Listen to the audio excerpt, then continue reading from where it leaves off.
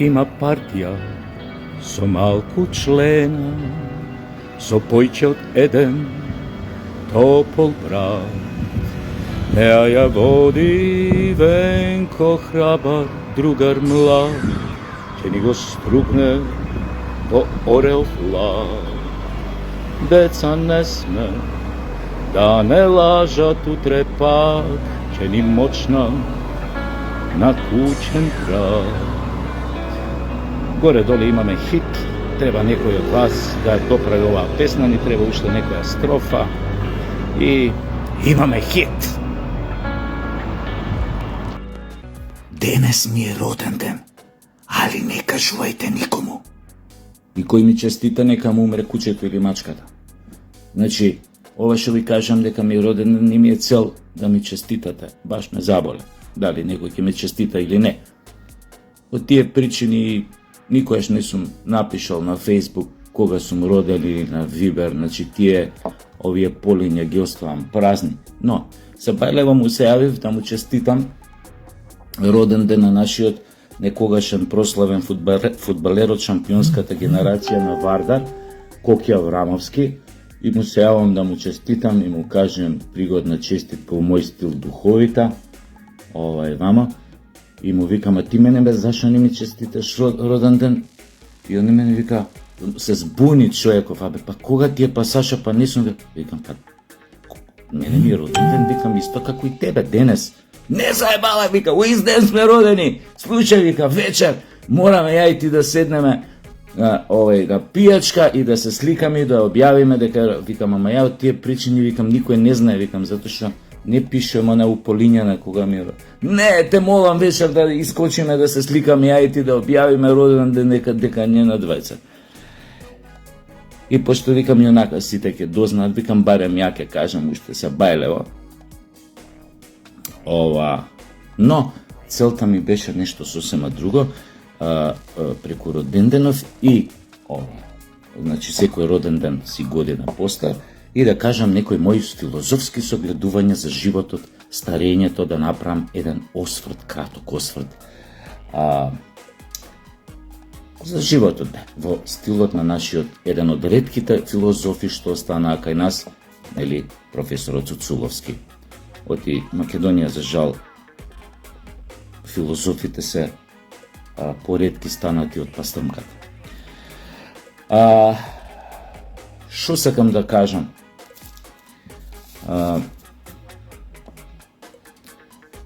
Никој тоа не го знае, затоа што ја тоа не го не звонев со звонче кога го правев. Првата, никој не знае која беше првата преземена од мене акција или првото дело што го направив, кога ме ставија да бидам директор на драмски театар. Значи, првата работа што направив како промена, го викнав техничкиот, викнав уште некои луѓе од администрација и им реков, подитно да се направи се, да се изнадат средства, луѓето од драмски театар да се испраќаат достоинствено во пензија. Затоа што години наназад го гледав тоа со своји очи и тогаш прв пат уствари сватив некои работи за старењето од филозофска гледна точка. Например, гледав како наши големи глумци, кои што подоцна кога починаа, нели, како веќе пензионери, тогаш нешто малце луѓето се сетија на нив, па имаше нешто на Facebook, па леле, лесна му земја, па голем глумец, па кур се тресе у ладна вода, па вамо тамо. Но јас гледав со своји очи како тие луѓе оде у пензија. Знаете како го добива решението за пензија, кој им го даваше? Портирот на врата. И оваа пракса траеше со години. Прославени имиња од светот на театарот и на филмот, од драмски театар, одеа у пензија така што да го добиваа решението од портирот на врата. Портирот му се јави, кога дојде да си го земеш решението за пензија. Истите тие луѓе кои што години подоцна, кога им дојде време да го напуштат овој свет и кога го напуштија, нешто малце на Facebook ги пишат, па може на вести ќе објава така. Нема вез. Тоа е тоа. Мислам, тоа е со секој човек така, мислам, секој чуда за 3 дена. Шом умреш, тој ден нешто ќе те тажат, ќе те плачат ко сеа на Facebook, некој ќе те псуе, ќе ти ебе матер, некој ќе се сити што си умрел, некој така, некој онака.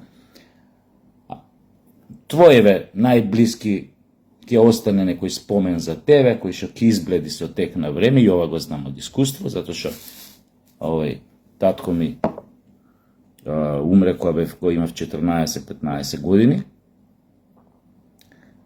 Така да останува ни прашинка не останува после известно време.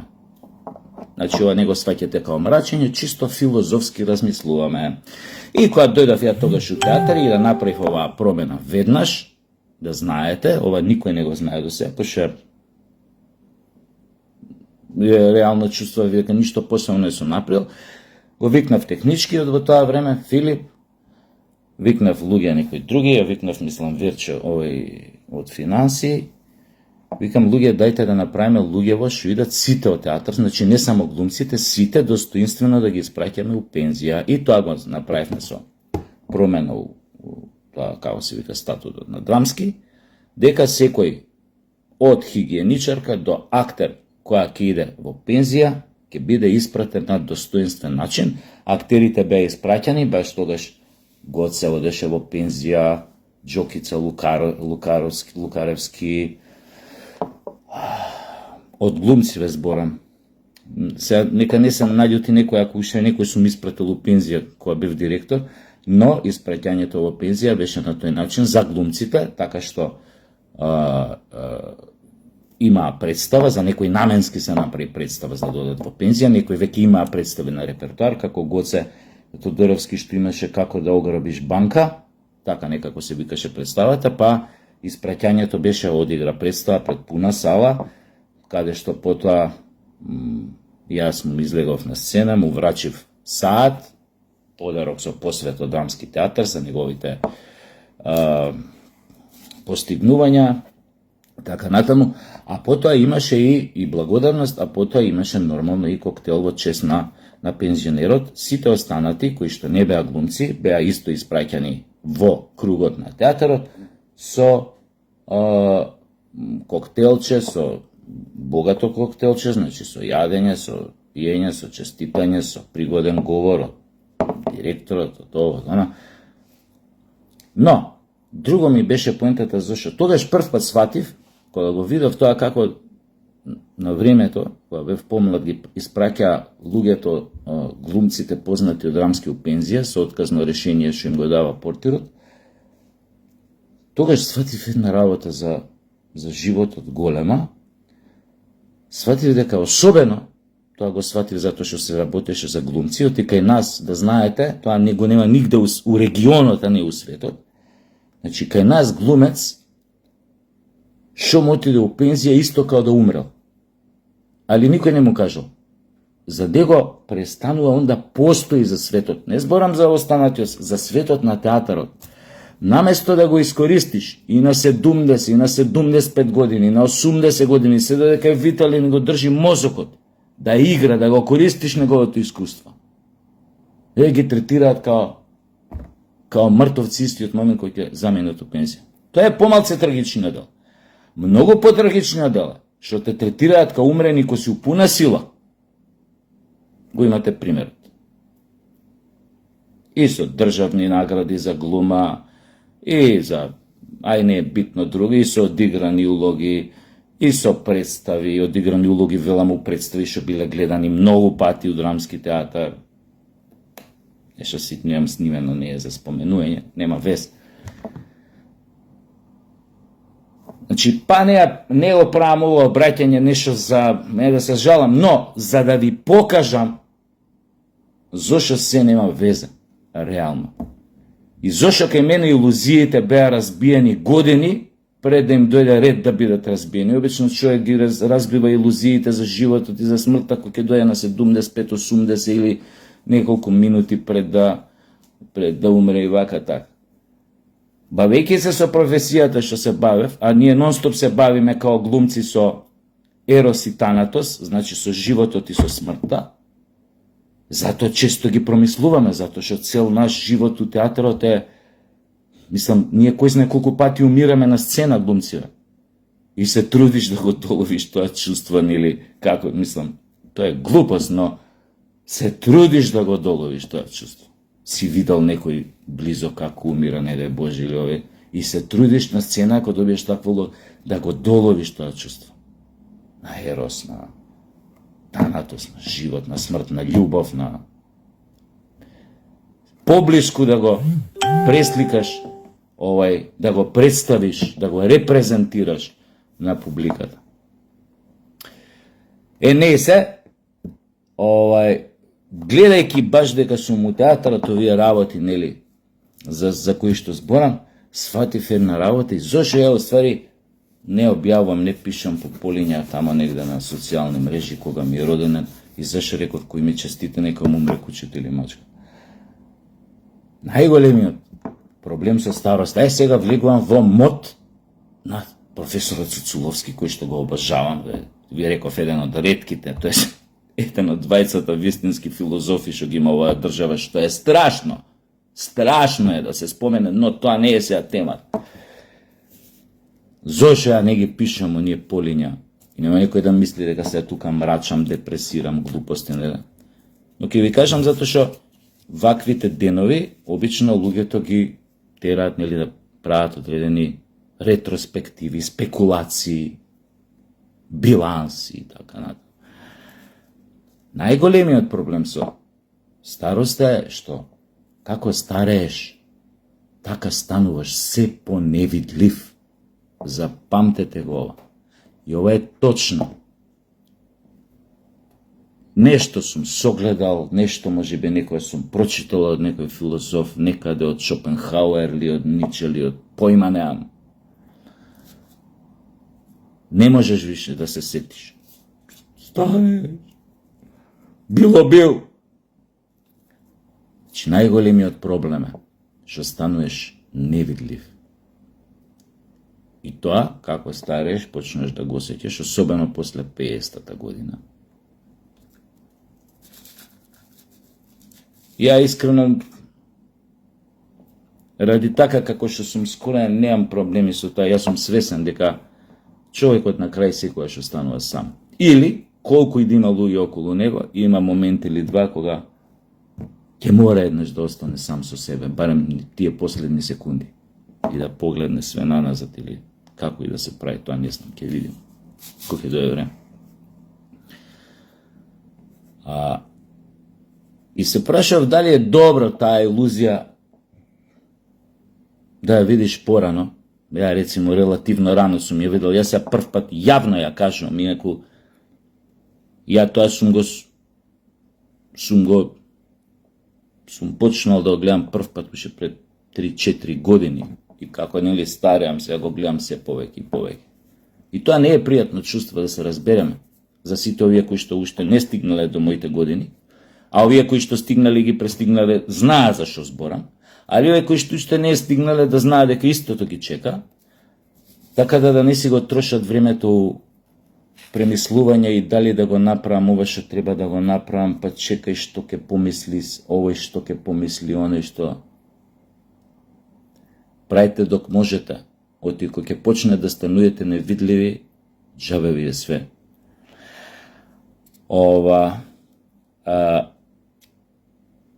Така што, значи, ми се губи мислата, но философирам! Као Цуцуловски сум сега. Така што реков, не знам дали е добро таа илузија која ќе разбиеш док си помлад, релативно е вака, као ја што реков пред 3-4 години кога почнав тоа да го сваќам. Или е супер да ти тера илузијата, мене не може да ми тера и од други причини, или на луѓе као мене во мој диапазон. Не може долго време да ја одржуваат, може да ја одржуваат долго време таа илузија дека се видливи и овие што имаат многу пари. Они може да си одржуваат таа илузија, дека се уште многу битни, видливи, па ги гледате луѓе како прават циркузанти од себе на 80 години, имаш фалерка 35 години, 40 години од него постара. Или не знам, ако има 50 кусур, има, знам, цура 25 години, 26 години. Значи, ја одржува илузијата дека е видлив. И да, конкретен случај, париве, моќта, функциите, политиката, ако си нели имаш функција, ако имаш функција политичка имаш моќ, ако имаш моќ нели имаш и пари и ово. Значи да, тоа помага да ја одржите таа илузија, но пак велам, еден ден пак е мора да се соочите. Значи како и да се вртиш, луѓето се смртни, кажано со јазикот на филозофите. Или како викаше Сократ ли беше, кој кур ли беше, некој од тие гејовите старогрчки беа. Викаше човекот е смртен, Сократ е човек, значи и Сократ е смртен. И кој абе, тоа ти е LGBT, ама видиш како филозофирале тие старите грци од како ќе му го начука некој момченце. И одма почнеш да филозофираш, станеш попаметен. Сега, немојте да мислите да се дека филозофирам, дека некој ми го начукал. Можеш да филозофираш и ако никој не ти го начука, мислам да се разберем. Гледате каков имам механизам за, како се вика тоа, механизам за дефокус и одбремен механизам, тоест дефокус, за да не излезам мелодраматичен, патетичен и така натоме. Одма вртам на начукуење на Сократ, Гео и она и ви станува поинтересно филозофирање. Иначе тука нешто ако почна смртта, стануеш невидлив, сите сме смртни, никој не те ебава више од кој ќе умреш после ден-два, постоиш уште ден-два на Фейсбук и бише те нем. Значи, одма е друго, начукуење, одма имаш, интересно каже. Курсет е се уладнава. Така да, кој ќе сватиш дека и една друга работа, дека старењето во Македонија, во вакви средини е уште потешко. Затоа што самата средина, самото општество, како е конципирано години назад, децении, како функционира, нели, пошто сме сиромашна земја. Рачунете дека староста е уште по-недостоинствена, отколку да кажеме во Норвешка, Данска, нели, Шведска,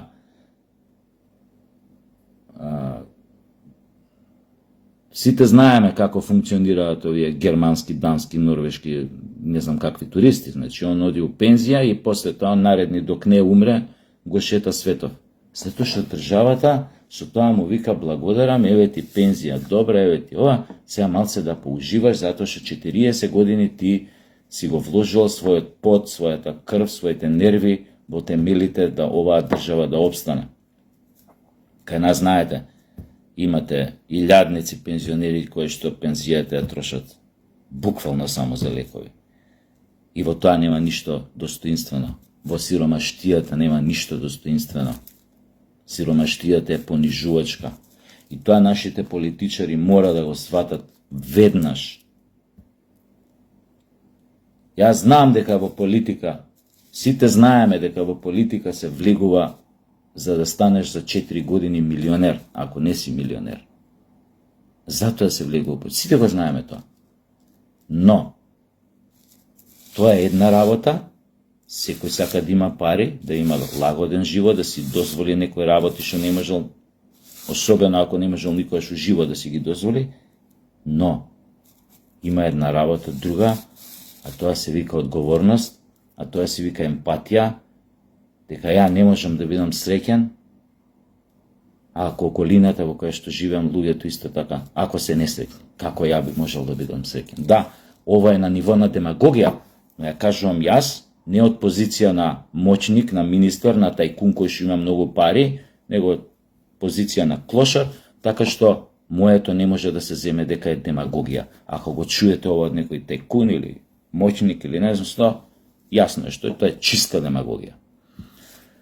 Како оној кретенон, како се викаше Робин Шарма, што пишува книги за демек како луѓето не смеат да тонат во материјалното, како треба да бидат над материјалното, да бидат духовни, а самиот има некоја тамо компанија која што чини, не знам, 2-3 милиарди долари. Тоа е демагогија. Затоа на времето неговата книга, која прочитав 5-7 реда, која прочитав што е биографијава, ми мрчи за ова, кога ми е джитнал од зид, се распадна цело, иначе книгата беше на Васил Тупурковски, ми ја подари демек да ја читам, демек убава книга, и се распадна книгава, па бев му купував нова книга, па му ја давав не примети дека јеботе Бог. И ми продава муда за бубрези некој тамо мултимилионер од негде, да бил над духовното, и над материјалното бил. А има компанија од 5 милиарди долари. Јебем вам матер, демагошка. Така да кај нас е многу потешко дали да се биде, да се има достоинствена старост, и тука треба да се поведе сметка од државата, затоа што сите идеме натаму. Извинете, али сите идеме натаму. Како викаше на времето еден другар на дедо ми, кој што доживеа 90 кусур години, знаете како ми кажа? Кој се враќавме од погребот на дедо ми. Абе 20 бориот што стар 90 кусур години имаше тогаш. Вика, синко, староста е тешка, ама тешко на тој што не ја доживеал. Ја го гледам вака, тоаш го возев од Бутел према Карпош.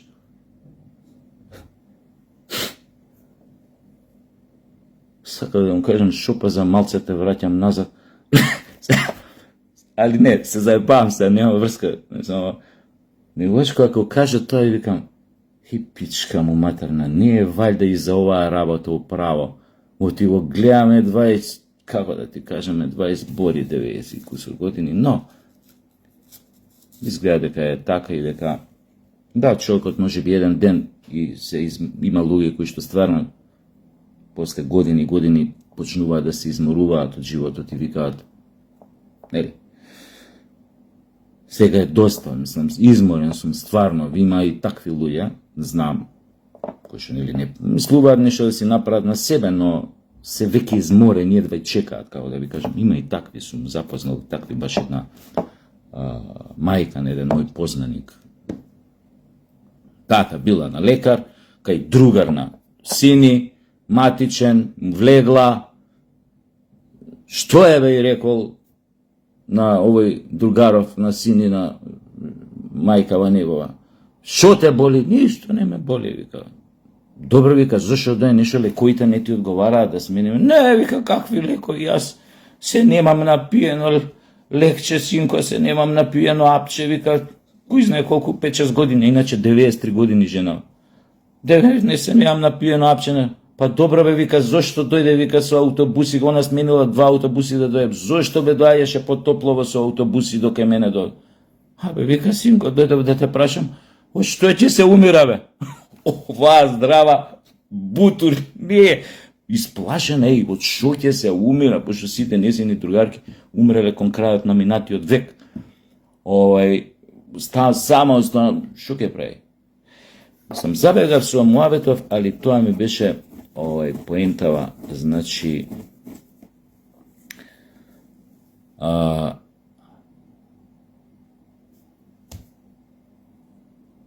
не е пријатно кога стануваш невидлив, но